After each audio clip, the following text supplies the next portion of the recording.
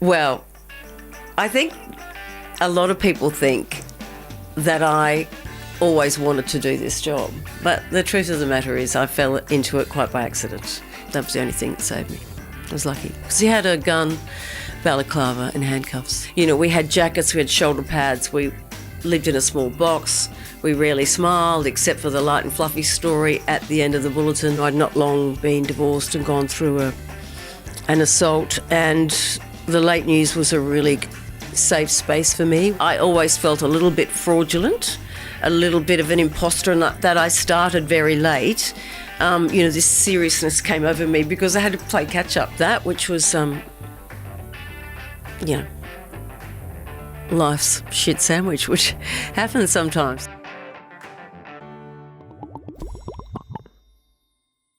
Sandra Sully, welcome to the Stella podcast. Thank you. Thanks for having me. It's nice to have you here. I have met you a few times over the years. We have worked with you before at Stella, but I have never sat down in conversation with you. So thank you. Treat for me too. The trigger for this is because 35 years this year you have been at 10 News. And it's quite remarkable in a time when people tend to turn over jobs and employers pretty frequently.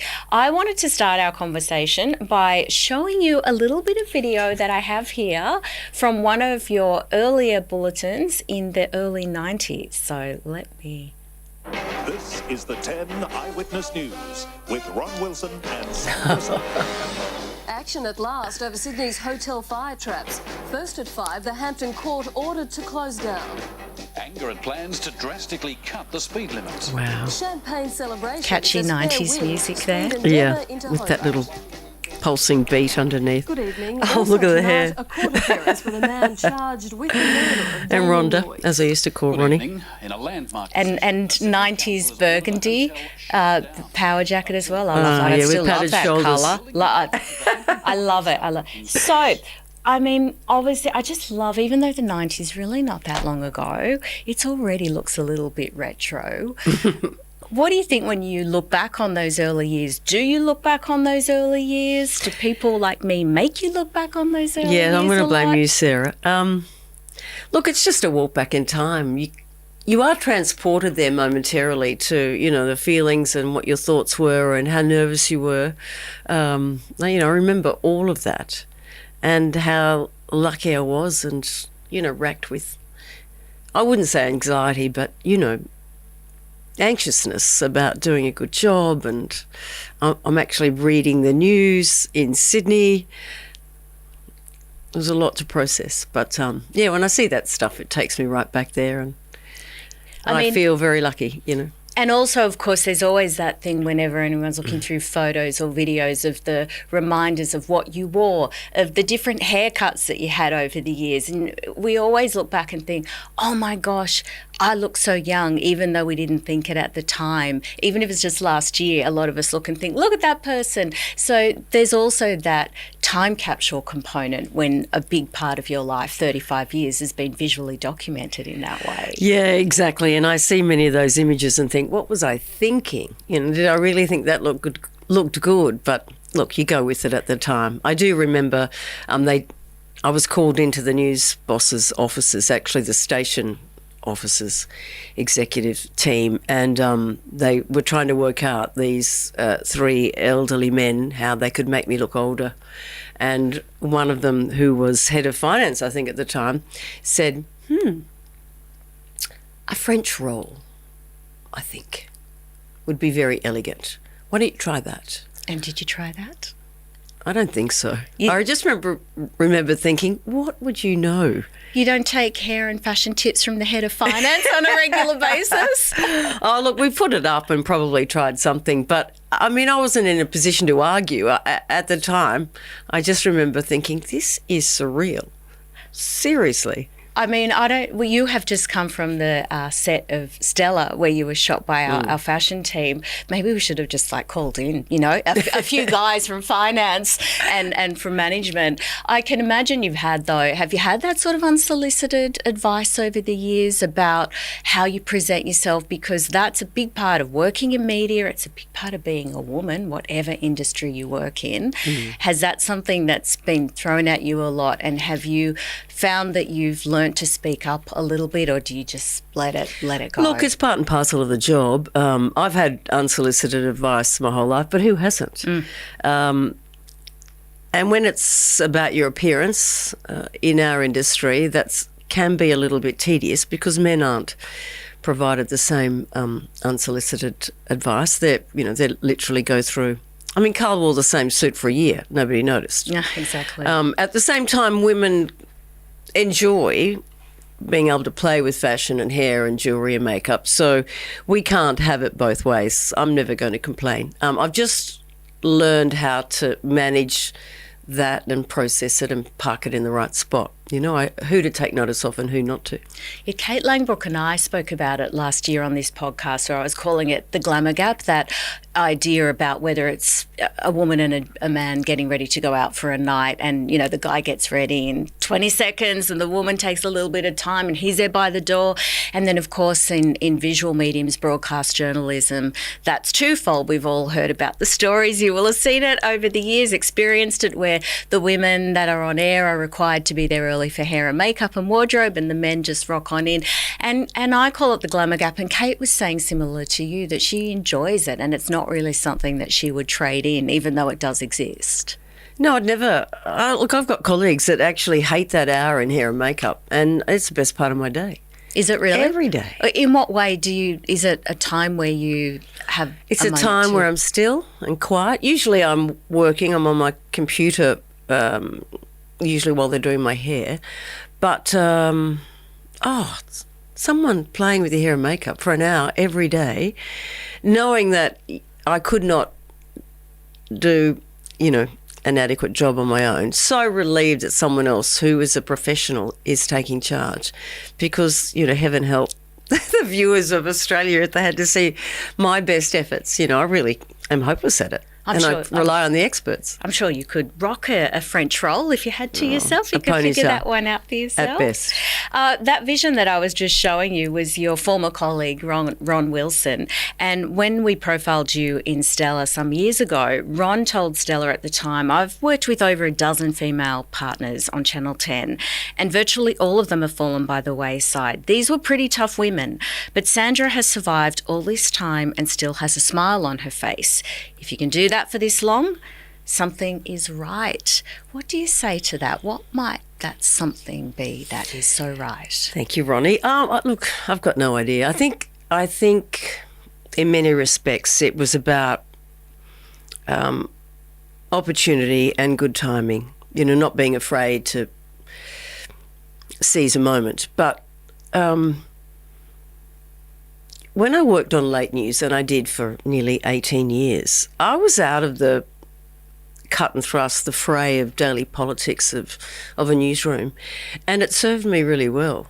They left us alone and they focused on the main game, which was 5 o'clock, and I needed that quiet time and to be out of everyone's gun sights.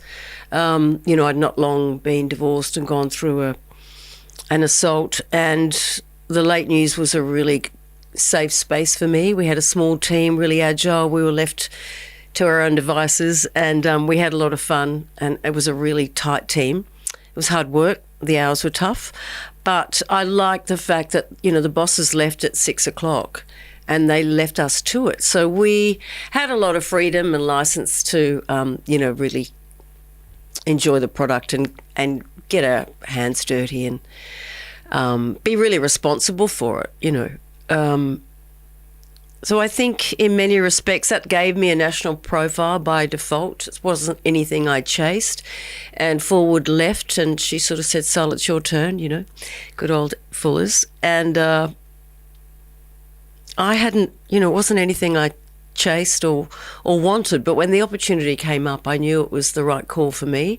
And I think I'd learned over the years that, you know, to have a national profile in such a cutthroat industry, it meant I could get a job somewhere, you know, if the worst happened, because it does every day of the week in our game.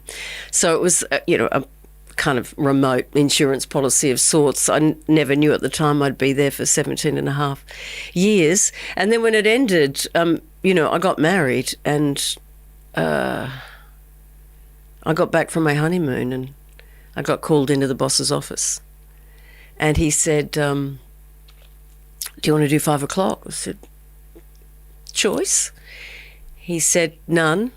I said, not really. He said, well, we're axing late news. I went, okay, I'll take it. Okay, yeah, there really is no choice. I've got a mortgage and, yeah, so for me it's been hard work, seizing opportunities and good timing. I wanted to ask you about the different time slots that you'd worked in, not only in terms of the professional way, as you say, you had a little bit of freedom at the late news and then at 5 o'clock you're there and there's nowhere to hide and the suits are still in the building and it's all eyes on you. For better ultimately, and of course it does bring risk with it. But just also, Sandra, from your routine and your life, and there's always fascination in anyone that works shift hours. I put those in inverted commas because obviously a lot of people, especially in this time of hybrid working and remote working and technology, work in different locations and different times. But with the 5 o'clock, what does a day look like for you? Because I think most people understand you're not rolling in the door at 4:30. I mean, you're there doing headlines throughout the afternoon. You're preparing, you're writing scripts, researching, meeting with producers and other people in the newsroom. There is, as we talked about, the visual component of hair and makeup. Did you have a preference in terms of your lifestyle between time slots? Look, I reluctantly did the 5 o'clock job, but I had just got married and I figured the universe was telling me I needed to adopt better hours for my new husband, so that I would be home and not always sleep deprived. When you're a shift worker, you are sleep deprived, and I think if you do either midnight to dawns or a super early start, you become quite sleep obsessed. But, you know, I did it for nearly 2 decades and it taught me the rigours of looking after yourself while it's important to manage yourself well in this industry with those hours. 5 o'clock was a big adjustment. And it took me a long time to kind of get with the program. But in a nutshell, when I was on late news, I was completely wedded to radio. And, you know, I'd get home any time from midnight till 2 in the morning. And I'm a TV person. I grew up with TV, you know, very strong TV family. And I can fall asleep in front of the telly. But I knew that if I sat up for too late when I got home, it'll be 2 or 3 in the morning. But the world still expected me to connect and be engaged and available at 9. So I would go to bed and put the radio on.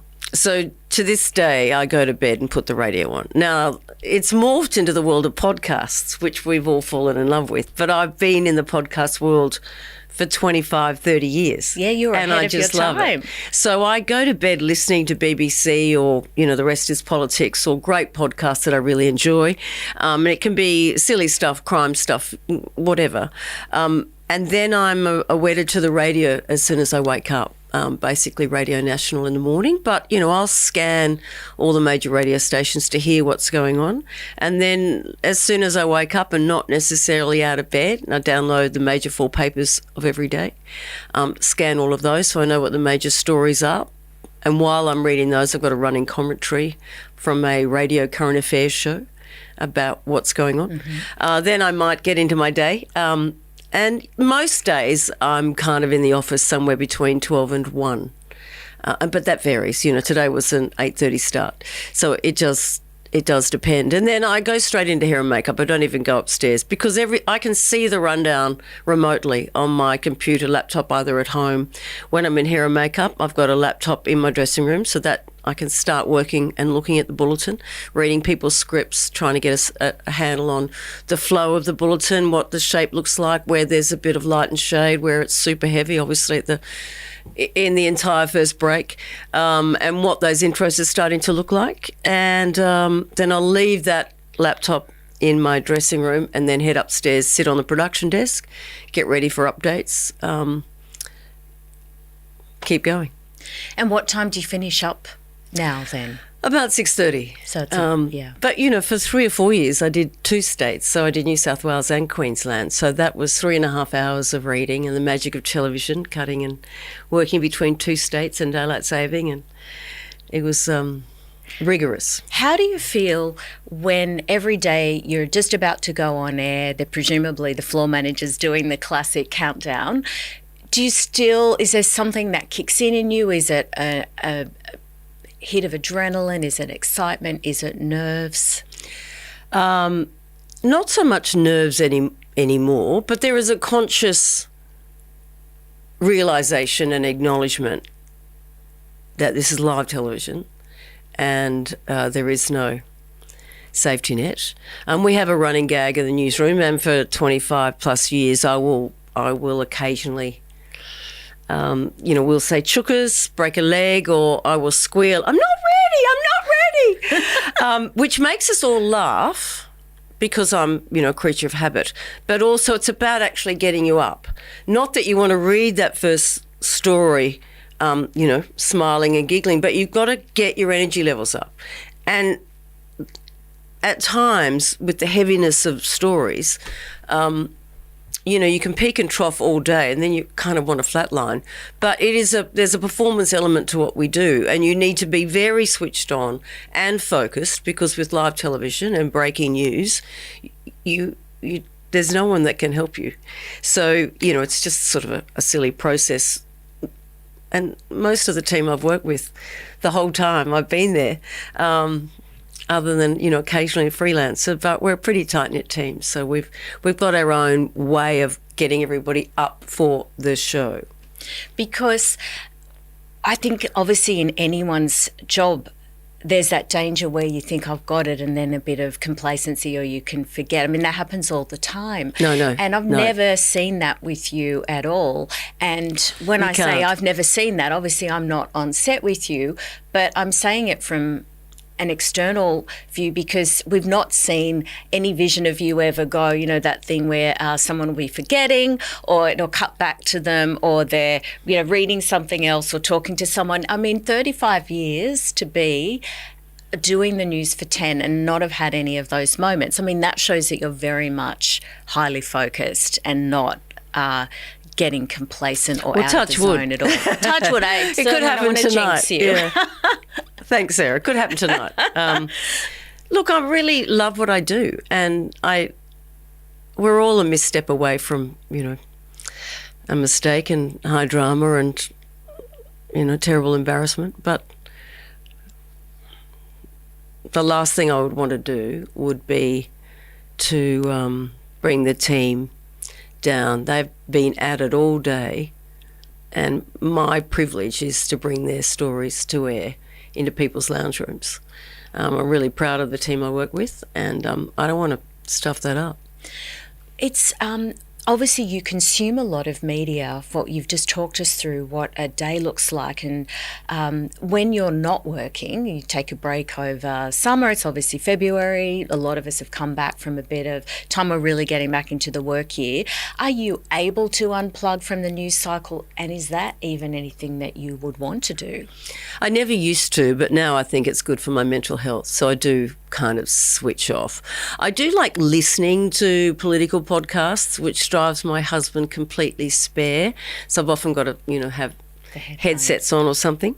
But that's not the daily cycle of news. It's not driven by the headlines. And for me, it's getting more behind the scenes and understanding the bigger picture. And I really enjoy that. But, yeah, I can switch off.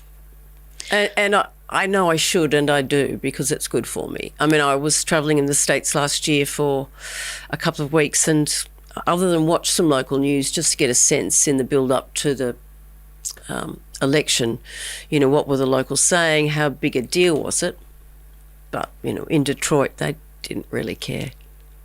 It must be so fascinating. I obviously want to ask you a little bit about some of those moments that have really stood out and the people that you have met and the historical scenes that you have found yourself bringing to the country. But that question there just also makes me think about the changing nature of the news cycle, and it's obviously something that we in the media talk a lot about, is that there used to be a time where you have a certain newspaper arriving at a time and then turn on the TV and get that certain bulletin. And of course now news is coming at us all the time. But for different people, there's no one algorithm, as they like to talk about on social media when it comes to news. There's still people that are consuming it through traditional platforms only, and then a lot of people that are consuming it through traditional platforms and emerging platforms as well.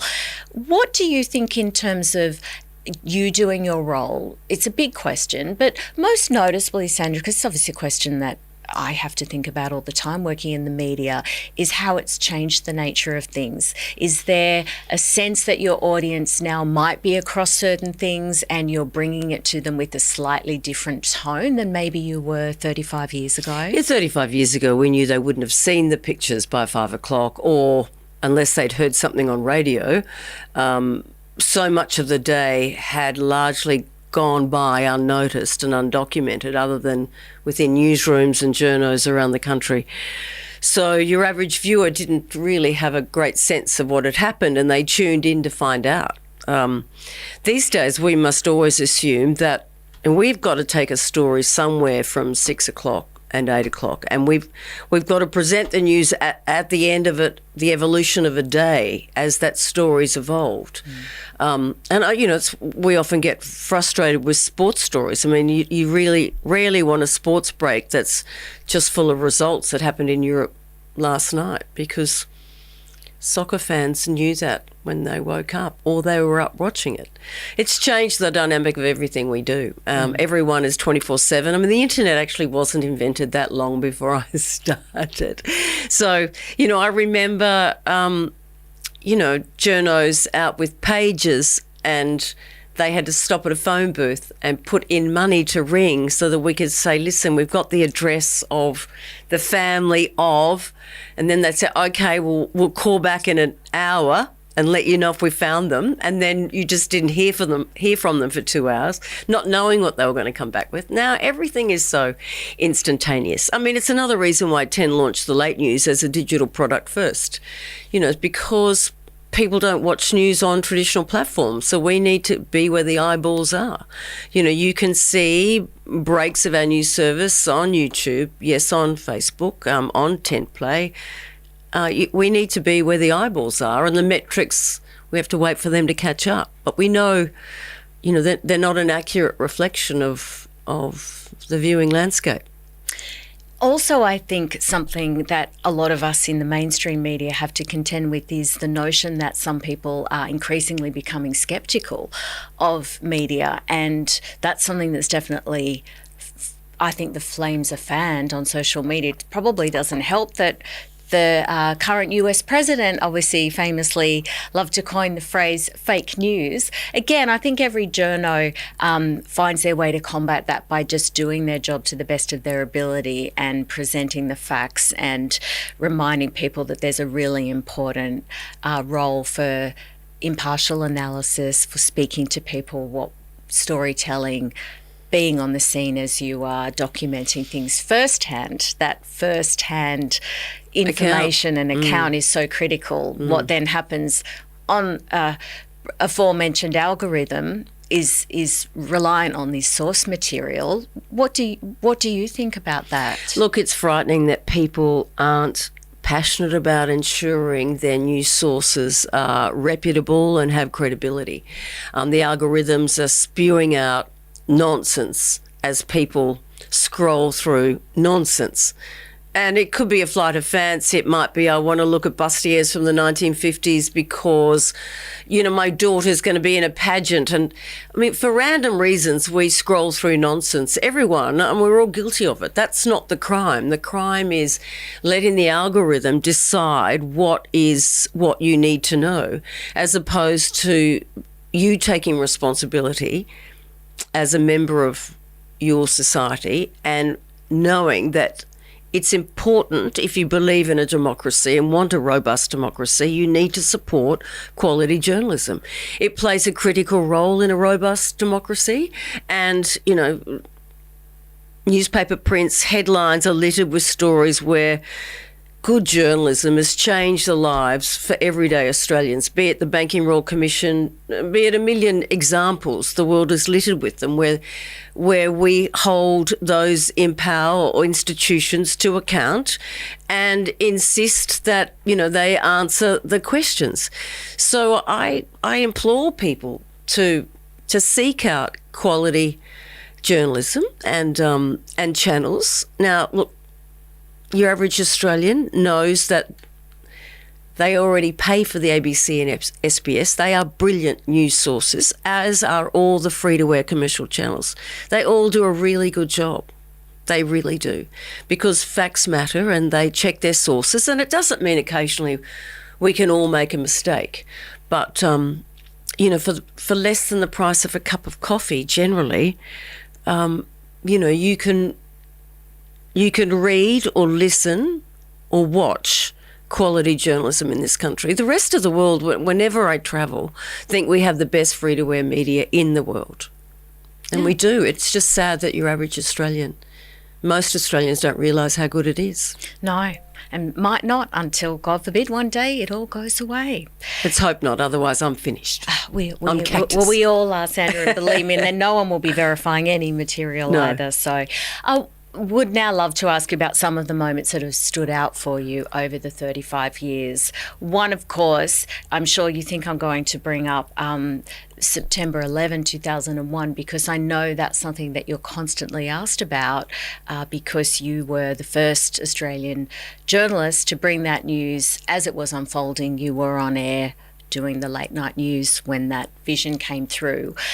So let's just start by not talking about that too much unless you want to, because like I'd say, I'd love to ask you to nominate some of the other moments that have stood out that you maybe haven't spoken about as much. But my question to you is, when something like that happens, 9/11 or something similar, and you are there seeing this absolutely, in the moment, clearly absolutely horrifying event happen, huge loss of life, and then probably having that instinct that, of course, this was going to be a moment that would change everything, which it did.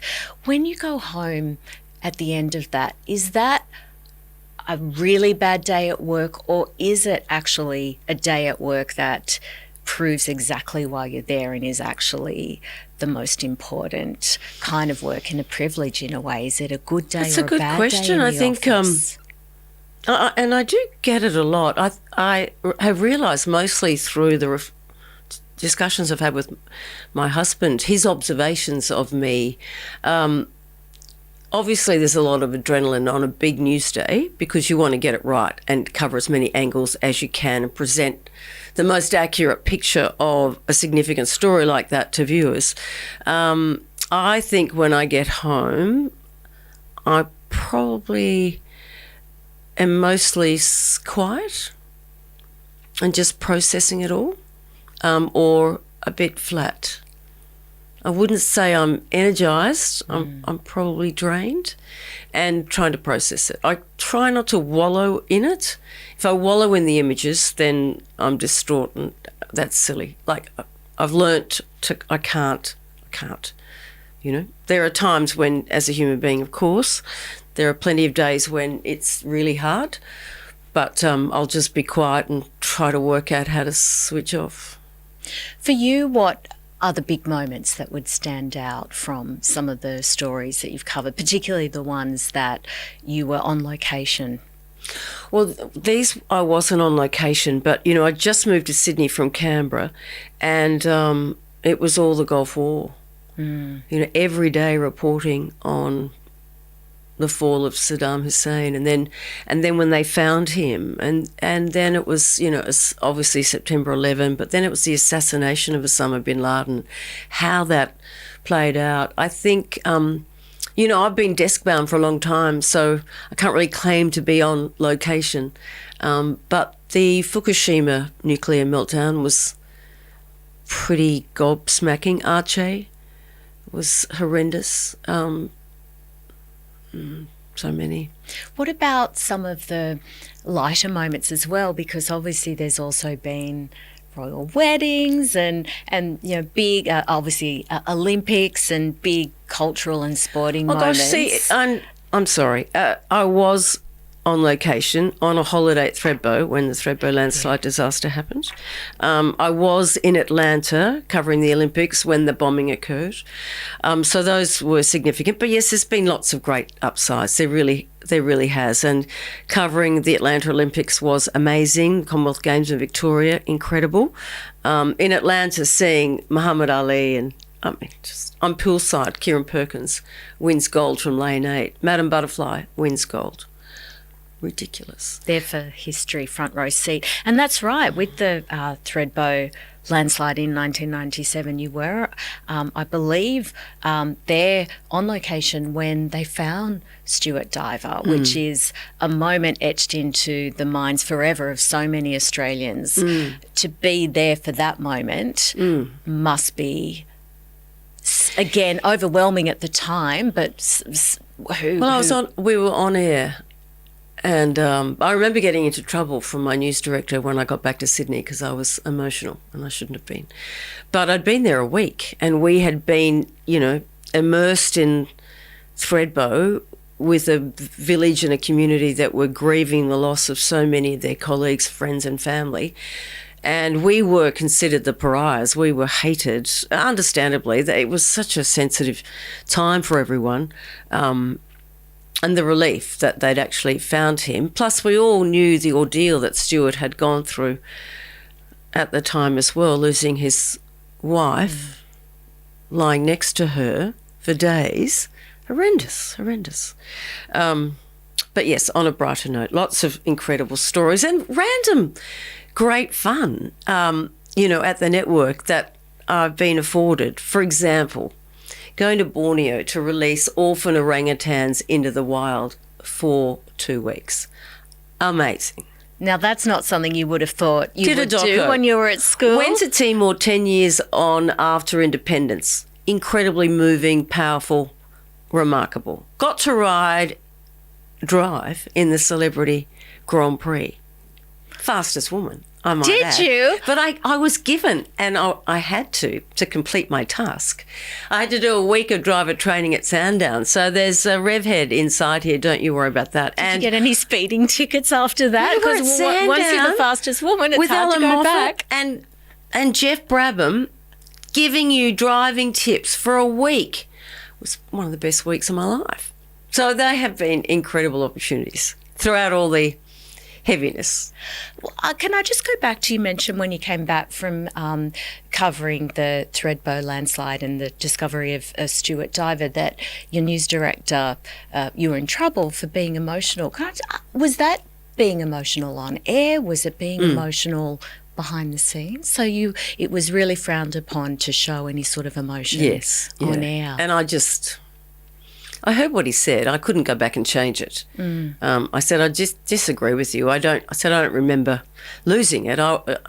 My voice was breaking and clearly it was, everyone was overwhelmed with relief and jubilant that in the circumstances. I just sort of thought, okay, I'll go back. I mean, I would always go back and look at the vision and how I went and what I should change, always ruminating.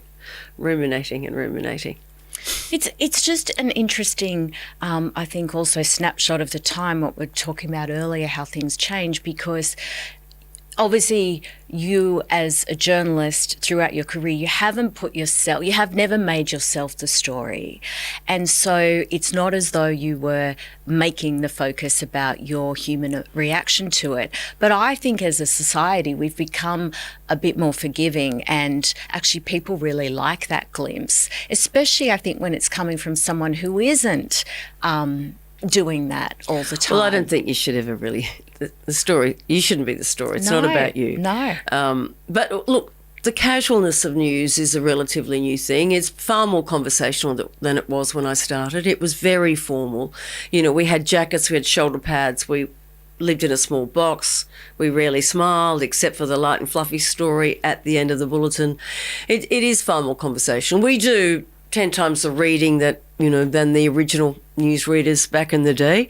I mean, there's endless scripts and endless copy, and not everything you've seen before you get a chance to read it. So the audience has become more forgiving, fortunately, but the work's harder and there's a lot more of it. But that's okay. You mentioned that you were really fascinated with TV before you broke into the industry. And I wanted to ask you a little bit about what you thought the job might be like when you were growing up, and the way that we see the nature of being on a news desk replicated in popular culture. I mean, at the moment, there's an ABC show called The Newsreader. Obviously, famously, there's the Anchorman years. I'd love to know if, Ron Burgundy meant that everyone was, coming at you with the real life version of memes and quoting that to you. And how was that era? Well, I think a lot of people think that I always wanted to do this job, but the truth of the matter is I fell into it quite by accident. I worked in health and fitness, taught aerobics, loved the health and fitness world, but realised it was probably more of a hobby than a career. And one of the ladies in the running club, Barbara, she was leaving Channel 7 and going to set up the entertainment for Expo in Brisbane. And, I was working in a gym. We had 5 centres, 25 instructors, 125 classes a week. I'm a really organised person, and I wanted to go and work with Barbara setting up the entertainment. And she said, Sandra, I won't have a job for a couple of years. Expo's a little while away, but there's a great job going up at Channel 7. I said, I don't know anything about television. She said, no, unit manager, you'll be fine. Production assistant, no problem. Okay. I fell into it by accident, and I started as a production assistant. Maxine McHugh started as a director's assistant. Lee Sales started, I think, a similar way to myself. Mm-hmm. So I had no idea what being a newsreader or a journalist meant. I think in some respects, because I always felt a little bit fraudulent, a little bit of an imposter, and that I started very late, this seriousness came over me because I had to play catch up. And I didn't have that gene. Because I worked on a current affairs show, and then on April Fool's Day, the current affairs show got axed, and I got absorbed into the newsroom because they went to an hour and they needed 2 production assistants, and I was literally, bored because there wasn't enough work to do, and I'd hassle the news director for things to do. He said, go and watch the foreign feeds, tell me what you like. And at the time I was doing a Bachelor of Business, and I just loved it. So in a nutshell, I was encouraged to apply for a cadetship, and I said, only if I can swap my degrees and you give me time off so that I can learn this job properly, even though I'd got my cadetship. So I think I always felt like I was playing catch up, and I wasn't born to be a journalist, let alone a newsreader. That was the last thing I even considered. It all happened by accident. So sometimes I think that's part of the straitjacket, is I always feel like I don't know enough. And I'm guessing then, so Barbara never got that call saying, Barbara, I'm not coming back. Thanks for the 2-year pipeline, but I don't need it. No, exactly. I love those sliding doors moments, and I think it's always great to hear, because sometimes we assume that especially successful people knew exactly where they're going, because we do hear those stories a lot. I mean, people will write entire books about that. I knew exactly what I wanted, came out of the womb, this was the plan. So many things in life happen because of unexpected detours and then finding our feet. And I think that's a really great thing for us to talk about a bit more. Yeah, I do think opportunities present themselves organically, and it's really about timing and where your head's at, and if you have any clarity at the time about, are you ready to receive that opportunity, or can you see it? Other people can often see opportunities before you. As I said, it wasn't anything I ever wanted to do. And then, fortunately for me, when I'd started in the newsroom in Brisbane, the Fitzgerald inquiry was underway. And I was asked to basically be a supporter for our senior journalist who was down covering the Fitzgerald inquiry. And so I got to see really powerful journalism make a difference when I started in the newsroom. And the quirkiness of it all was that the police commissioner who went to jail, his daughter was my best friend at high school. Mm-hmm. So I'm sitting in the courtroom watching the Queensland Police Commissioner being grilled, eventually going to jail. And our senior reporter at the time, Jason Cameron, and I really didn't help him. I was too gobsmacked to watch it all. And, I was taken under the wing of a number of senior journalists, Mike Darcy at 7 in Brisbane. A lot of people were really good to me. But what gave me the fire when I caught the bug was to actually see the difference it made. It's just so powerful. Being able to change something, bring an injustice to light, see legislation change, see decisions overturned. This is the absolute privilege, surely, of absolutely doing a job and like that. And that underscores everything and galvanises me, on a profound level, because I've seen that societal change that's been really important to the betterment of Australians' lives. Now, I'm not responsible for that, but just being a part of that industry, I'm really, really proud of. I know when I started, I loved news. I loved the immediacy of it. I loved the fact that the next day a new chapter was written, or brand new chapters, brand new stories were written. And in those days, it was all about wanting to be Yana. And who didn't want to be Yana? Because Yana was Yana. And but I didn't want a career in long-form journalism or current affairs. I didn't. And I remembered them all telling me, well, that's where you need to go. And I said, no, I don't. Nope. So then I went regional and went to Canberra and worked in a brand new newsroom. And then, 10 went through another series of machinations and cutbacks, and basically I got hired because I didn't have to pay relocation fees. I could just, already living in Canberra, I just moved up the hill. Anyway, thrown in the deep end, federal politics, didn't know anything about it, hopeless. I was hopeless. But when you mentioned also that formative experience, part of it was also knowing someone with your best friend, is that intersection where, again, can happen to any of us in the media, where you will happen to know someone that is somehow caught up, or even if it is a family member, but is involved somehow in a really big news story. And then at some point in our career, we'll all have to navigate, sometimes multiple times, knowing someone involved and then having to go ahead and do that job. So you really encountered that extremely early on.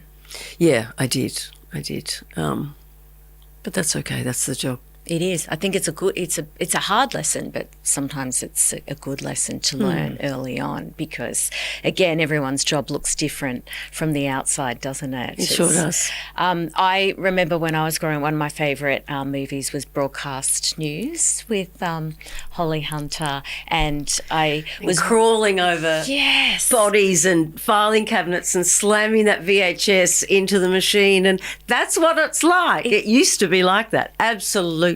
It is, because that's all, you watch it and you think, oh, is that really what it's like? And then you'll find yourself sometimes in the moment of it. And that's why I was asking about whether there'd been any pop cultural moments that had shaped what you thought. And as you've said, it wasn't actually a career that you went into. But again, it's something people, I think, like to know. Is that what it's really like, Sandra? Well, these days, obviously, the technology's morphed into, newer, fresher platforms and ideas, but the concept is the same. When it's breaking and it's big, it's pressure. I wanted to ask you, if you don't mind me asking about it. You mentioned earlier an assault, and that was in 1997. When you had come home from doing the late news one evening, and you parked your car, and then were getting out of your car, you were getting your handbag off the passenger seat, and realised that you weren't alone, and you were knocked to the ground by a masked assailant who actually held a gun to your head and pulled the trigger not once but twice. Mm-hmm. Thank God the gun didn't go off. Yeah, I was very lucky. Spoke to Stella about this 20 years after the attack, and you said you think maybe you were screaming so loud may have saved you. He suddenly stopped. It did save me. Fled the car park. I really believe that. I was in a warehouse apartment at the time, and the garage driveway garages was one long hallway of parking spots underneath 2 floors of apartments, but the windows to that parking space just had bars but no windows. So there were little squatters' cottages in Surrey Hills where I was living, and it was funny. I'd had a dream as a young woman most of my life about a really frightening experience, and that I would be trying to scream and nothing would come out. And at the time I remember screaming, and I was shocked that it was coming out. And I found out within a day or two that the people next door had called the police, and because I was I didn't stop screaming despite him pistol whipping me, he ran. That was the only thing that saved me. I was lucky because he had a gun, balaclava and handcuffs. So we met business.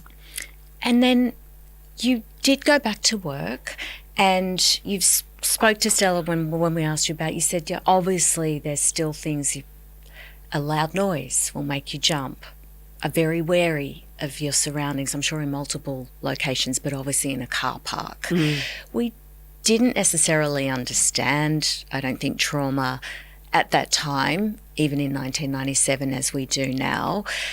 Do you think that do you look back and think, wow, I mean, I got back to work, and is that something that you would treat any of it differently? Do you think that you gave yourself enough time to really... Yeah, look, I do, and I think I needed to get back to work. I think I had about a couple of weeks off, 3 or 4 perhaps, because I couldn't go back to that apartment because I never found the person. And because I was doing night shift, I couldn't be home alone. So then we had to move. We had temporary accommodation. Then we had to try and find somewhere else to live. I had a security detail for 10 years every night when I got home, but that gave me real comfort. My marriage broke down not long after all of that, which was, life's shit sandwich, which happens sometimes. You just got to work it out. I needed my job because I felt very alone and very vulnerable, and it was the one steady thing in my life that I could rely on, as much as you can rely on being a journalist at a TV network.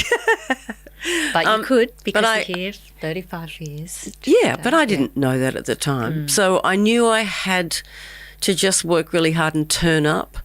But it got me through. It got me through when I was my most vulnerable. I had no family in Sydney, just some good friends. And as I said, I got married, but it didn't last very long. We'd been together a long time, but when we got married, it didn't work out, and that's okay. But you are very vulnerable, and I think people do understand a lot more now that I could arguably call it PTSD to some description, to some degree. It's not a word or a term I've ever actually used before in relation to this, but it took me, when I spoke to Stella was the first time I'd spoken publicly.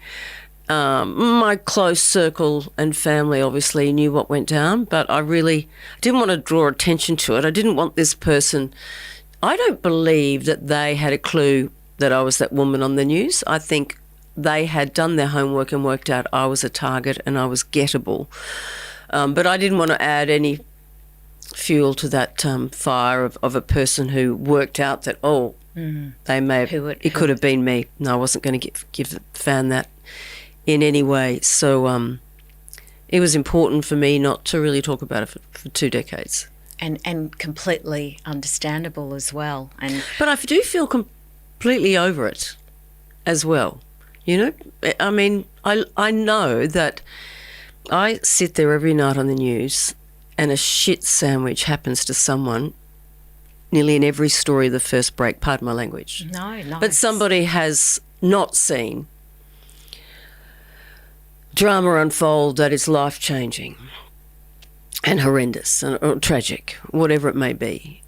I do know that you do have to seize the day, and you do have to believe that you've got to make the most of every day. So I know that what happened to me is nothing compared to what happens to a lot of other people.